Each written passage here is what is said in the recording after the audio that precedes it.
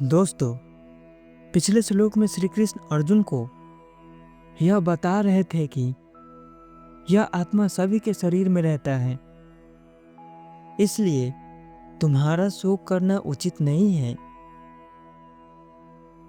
उसके बाद श्री कृष्ण आगे कहते हैं कि हे अर्जुन, समस्त प्राणियों के लिए तुम्हारा शोक करना उचित नहीं है, और दूसरी ओर धर्म का विचार करने पर भी तुम्हारा इस प्रकार विचलित होना उचित नहीं है, क्योंकि धर्म के लिए युद्ध करने से बढ़कर एक क्षत्रिय के लिए दूसरा कोई भी कल्याणकारक कार्य नहीं है। यानी दोस्तों, एक क्षत्रिय के लिए धर्म की रक्षा करना ही उसका कर्तव्य होता है। धर्म की रक्षा करना एक क्षत्रिय के लिए इससे बड़ा काम और क्या हो सकता है।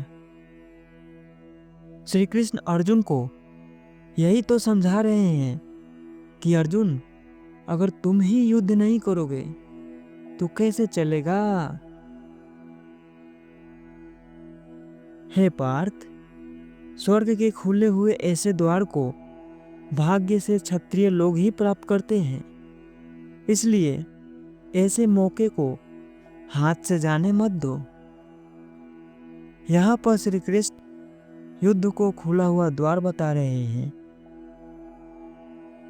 उसके बाद श्री कृष्ण आगे कहते हैं, यदि तुम धर्म युद्ध नहीं करोगे तो धर्म और कीर्ति को खोकर पाप को प्राप्त करोगे। यानी श्री कृष्ण समझा रहे हैं कि अगर तुम युद्ध नहीं करोगे तो उसका परिणाम बहुत ही गलत होगा। ये तो जाहिर सी बात है दोस्तों, कोई अगर अपने कर्तव्य से पीछे हट जाएगा तो उसका रिजल्ट बुरा ही होगा ना। इसी बात को श्री कृष्ण आगे कह रहे हैं, सभी लोग हमेशा तुम्हारे बहुत काल तक रहने वाली अपकीर्ति की चर्चा करेंगे, और वह अपकीर्ति सम्मानित व्यक्तियों के लिए मरने से भी अधिक कष्टदायक होती है। सभी महारथी लोग तुम्हें भय के कारण हटा हुआ मानेंगे। जिनकी नजरों में तुम्हारा बहुत ही मायने होगा, तो इस युद्ध के बाद उनकी नजरों में तुम्हारा मायने नीचे गिर जाएगा। जिनके निकट तुम इतने दिनों तक बहुत सम्मानित हुए होगे, वे ही तुम्हें तुच्छ समझेंगे। तुम्हारे शत्रु लोग भी तुम्हारी सामर्थ्य की निंदा करते हुए अनेक न कहने योग्य बातें भी कहेंगे। हे अर्जुन, इससे अधिक दुख और क्या हो सकता है। बात बिल्कुल सही है दोस्तों, लोग तो आप पर हमेशा टक भिड़ाए रहते हैं, निंदा करने वाली बातों को हमेशा तलाश करते रहते हैं कि कब मौका मिले कि आपको निंदा कर सके। यह बात सिर्फ अर्जुन के लिए ही नहीं है दोस्तों, यह सब हम पर भी लागू होता है।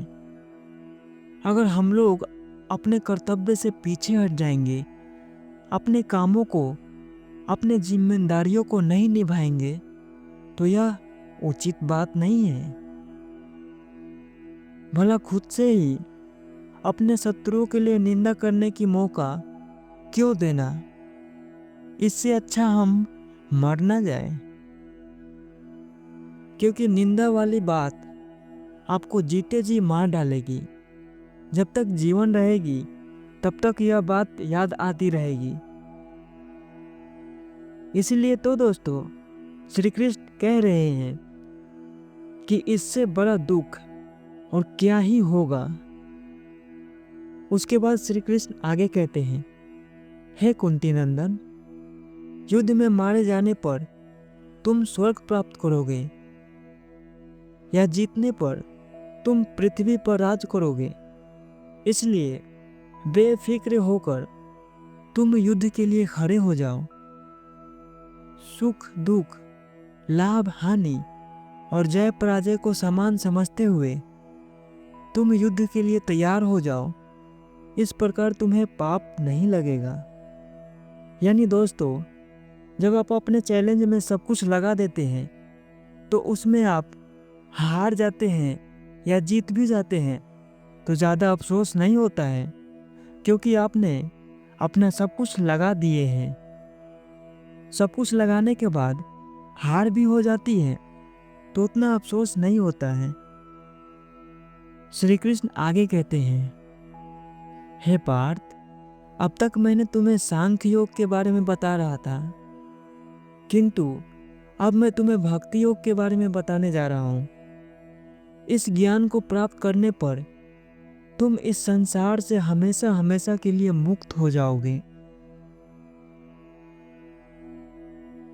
दोस्तों, ज्ञान का भंडार अब यहाँ से आरंभ हो रहा है।